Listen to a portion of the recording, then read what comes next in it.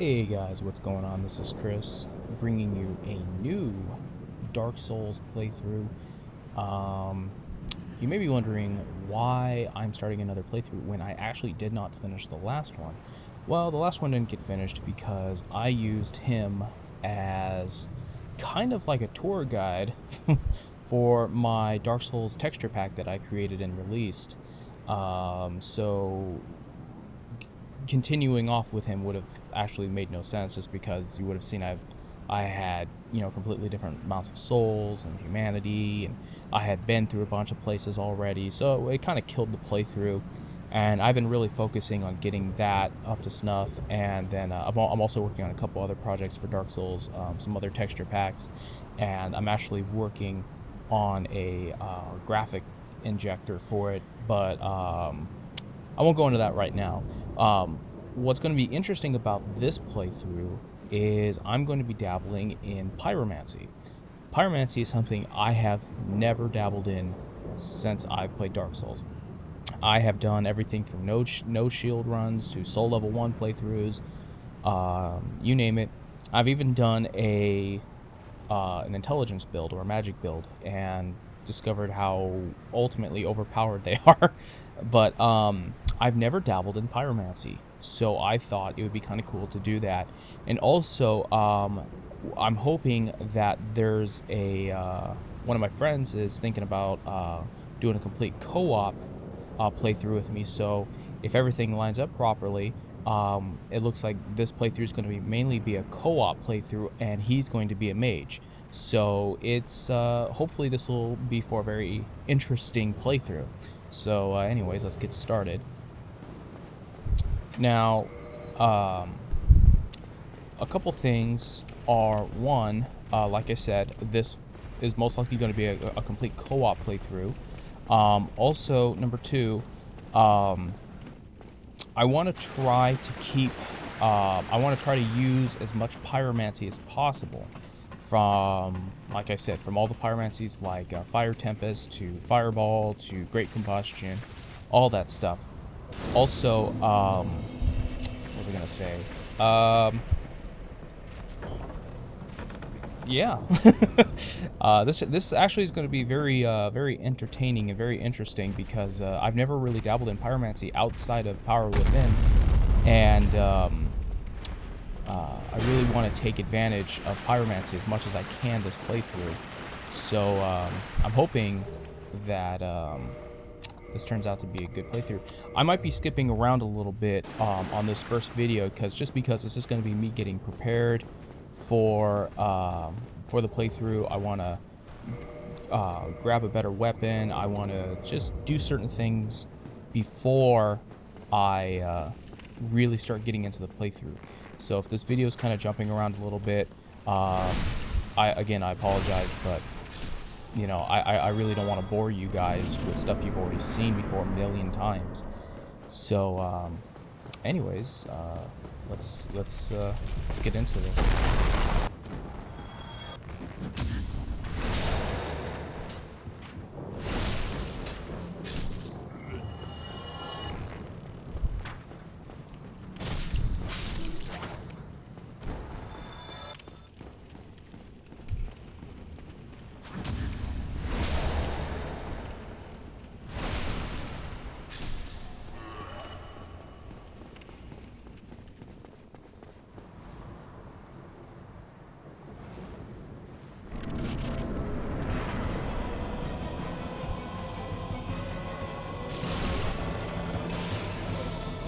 Let's see how Fireball works on these guys. Oh crap! I never put on my fucking pyro glove.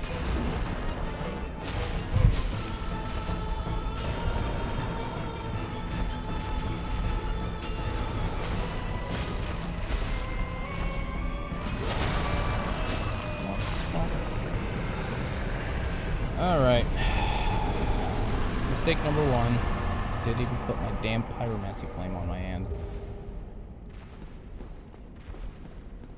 Right. Alright, well, let's level up. For the weapon I want to use is going to require some dexterity, and if I remember correctly, a little more strength. I'm going to be doing my, my simple run that I always do, kind of going everywhere. You'll notice that my Pyromancer has a different, that his clothes are a much darker color. It's a simple tweak I'm working on. I'm actually working on completely retexturing a lot of the character's clothing. But for right now, I just pretty much just made his a darker version of his originals. It's funny too, because one thing I've noticed is that the game has a what do you call it? The cinematography, or essentially like the all the different areas of the game have a different color hue to all the different areas, ranging from green to blue to red.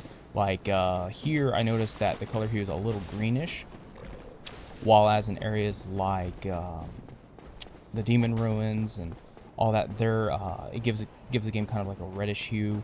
So it's something, modders kind of have to keep in mind when they're making, clothing for their characters, because as soon as I go down to different areas, you'll notice that this character's clothing is actually going to change colors, or change hues, I should say.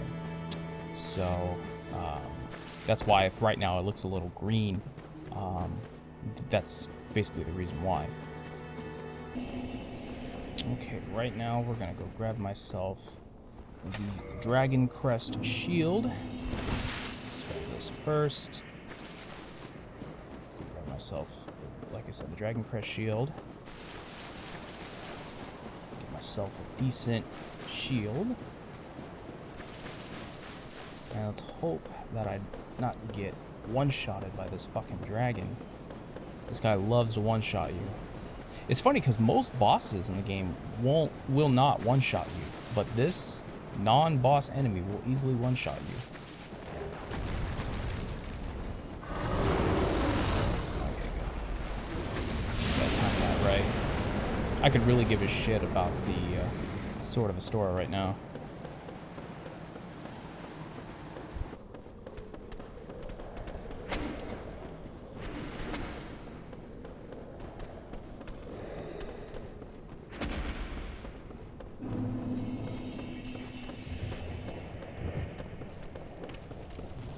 So I've been getting a lot of people messaging me wondering why I haven't made any videos in a little bit. And basically, it comes down to quite a few things. First off, as some of you may know, I've been working on a texture pack for this game that is becoming quite a huge popular success among the Dark Souls PC community. The other thing is that a lot of you don't know is actually I'm an owner of a small audio business. And business has actually been quite busy for me, and so that's actually been pulling a lot of my time on top of working with that HD texture pack. And I've actually ran into a couple problems working on that HD texture pack. The problem is, and one thing I'm noticing, and maybe someone can throw me a bone on this, is I'm noticing that the game has a limitation to how many modded textures can go in. Now, maybe some people have noticed this, maybe some others, or most of you haven't. How I noticed is in my texture pack, I have all of the demon ruins and Lost Isle pretty much retextured, or I should say, like the rock and the all that good stuff. But I've been adding quite a few more textures to it lately, and I noticed whenever I would go down there that the textures wouldn't load unless I quit the game and came back to that area, and the game would then load them. But then as soon as I would head up to areas like the Undead Berg without using a bonfire or anything, the textures in the Undead Berg would not load properly. It almost seems as if the game has a limit to what it can load. Now I understand that the only reason why it's capable of even loading anything at all is because of DS fix. So I don't know how to pronounce the guy's name. Is it Duarte or Duarte, something like that? Maybe he can shed some light on this. Maybe if someone can get a hold of him. I've tried emailing him. or messaging him through the Dark Souls Nexus, but he's probably too busy to be checking that. But I'm actually kind of curious because I have about another, I'm going to say about another 100 textures ready for Dark Souls that, you know, are simply just incapable of being used because the game will simply just not load them. So if anyone's wondering why version 3.0 hasn't came out yet, there's your reason. Alright, let's get the Wanderers. Well, not the Wanderers. I want to get my weapon. Yeah, get the fuck out of here. This is always a fun spot. Oh, come on, dude. That's it. I'm coming down here. Estes. Oh, you son of a bitch. These little dudes are a pain in the ass.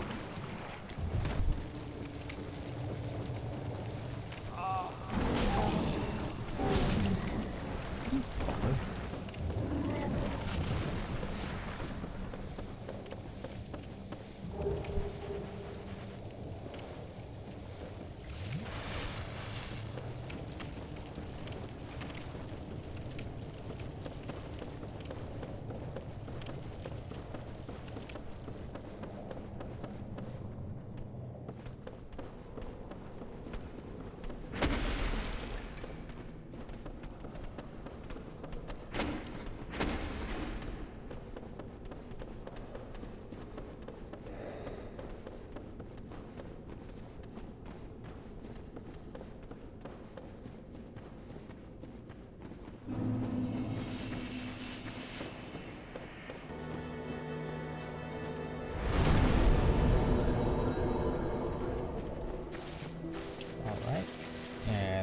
Let's get rocking with this.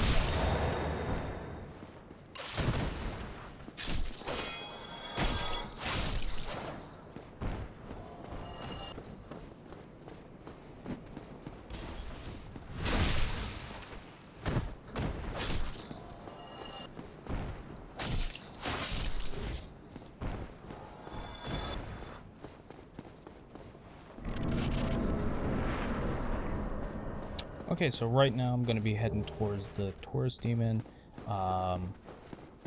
and taking him on.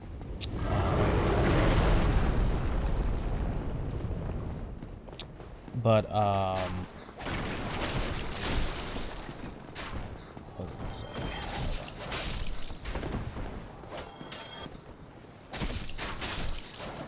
Let's go to the bomb. Actually, no, let's kill this stupid crossbow guy first. And then let's go talk to the undead merchant.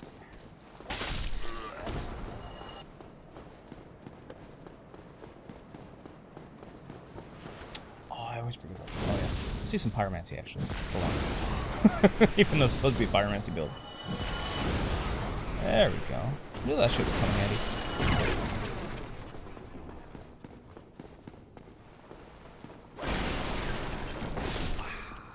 Yeah. Taste my blade, sucker. Hey. What's the matter? Oops. I gotta chop you up. Yeah, I've got mad. Yeah, go get your Yulia. He's so slow. But it almost makes it tougher to parry him because he's so slow with his because he's so slow with the Uchi.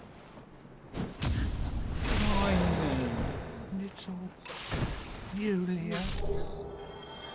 Got the Resonance Key, Humanity, Orange Soapstone, and the Uchi, but I have no use for the Uchi. Never been a big fan of katanas. I think I've said that before in my previous playthrough, but I've never been a big fan of katanas. At least not in this game. Actually, you know, now that I think about it, actually, I was a fan of the Makoto in Demon Souls, but I was never a big fan of katanas in this game. Let's level up. Let's throw an extra bone to dexterity. Helps me up.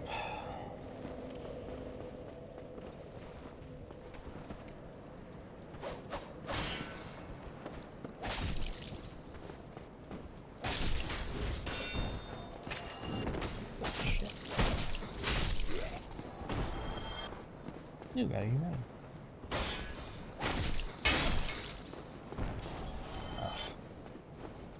Once you pull these guys, there's just no ending.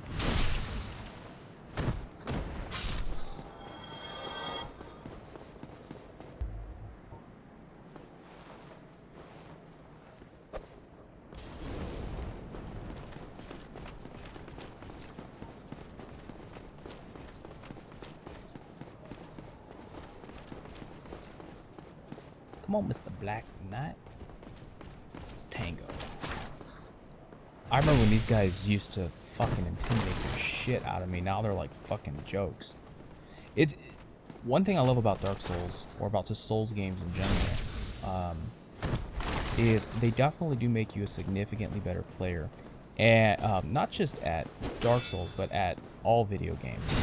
I've noticed one of my friends who recently got into Dark Souls, he couldn't really play games all that great. He always had a hard time. He always felt that he was really lagging behind. And then him and I kind of went through the entire game together. And now he's confident as fuck now. And it's really crazy to see how, you know, just to see how, you know, how much this game can really change you as a player when it comes to all games.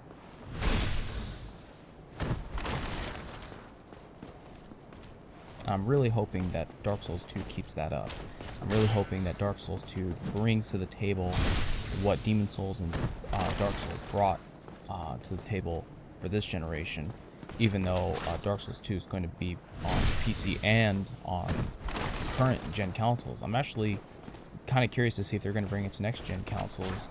Not for myself personally, because I really have no interest in it, but mainly for other players who can't really afford to be able to PC game, but can at least be able to pick up a PS4 or an Xbox One and kind of experience the game in its full, you know, 1080p glory at least. All right, well let's mess up this Taurus demon and show him who's boss, shall we? You guys know, of course, I'm going to be using the lame-ass plunge attack on this guy.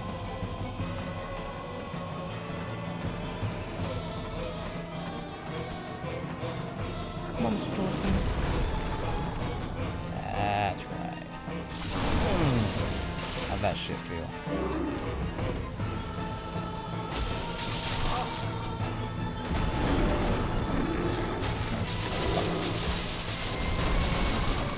I don't fucking think so. Man, I'm playing like such a noob right now, but I don't care. I'm just fucking hacking and slashing at his ass.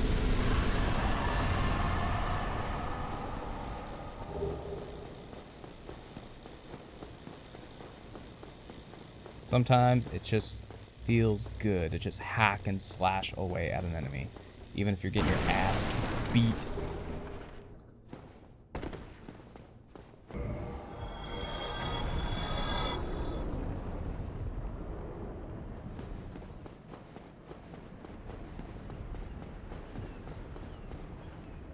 And here is something very critical to this playthrough, is getting white soapstone from Solaire. So that way I can do some awesome co-op with my buddy, and yeah.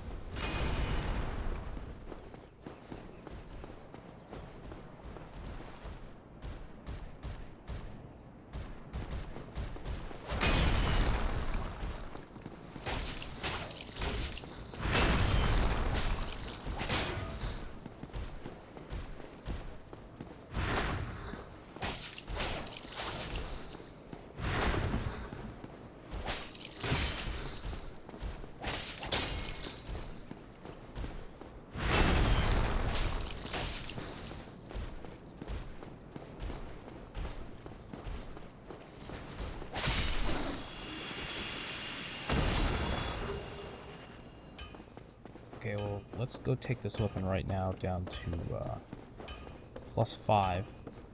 So that way it can at least be decent for the gargoyles. And from there, we're going to end this video because then I'm going to hop on with my buddy and then we're going to start playing this fully co-op. Hopefully, he'll be up for it.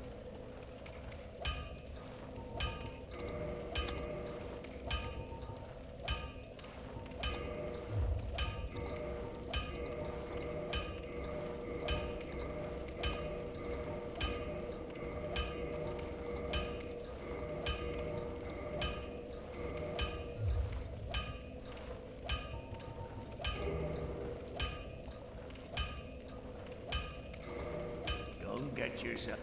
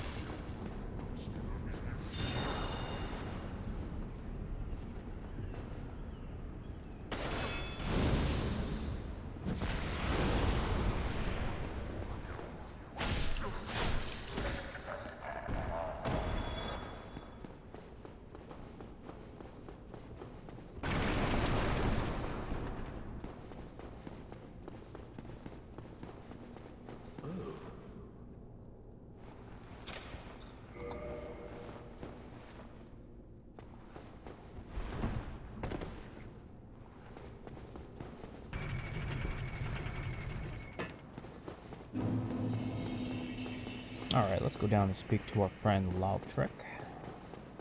And it's fapping time. Just in case for those who don't know, that means let's get the Ring of Favor and Protection, which will make my character gain a little boost in health and in stamina. I want to get rid of the Pyromancy Glove. And I gotta disable 60 frames, so... Later, bro.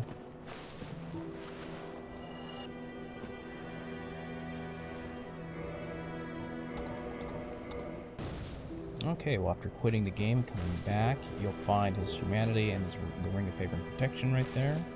And you're going to notice that I gain a little bit of a boost in both health and in stamina, which is awesome. Let's sit down here and let's level up, shall we? Let's boost that endurance, boost my health just a little bit. And see, the problem is I don't want to level up too much because my buddy who I'm going to be playing with, I don't want to go too high in level because there's I think it's around 10%. You're allowed to be within a 10% above and below their soul level so you guys can summon on each other. And I want to make sure that I'm not going too high or too low. So let's just leave it at soul level 13. And actually, let's call it right here, so that way we can just head directly straight from here to the gargoyles. So anyways, thanks for watching, and of course leave any comments, and I will see you guys later.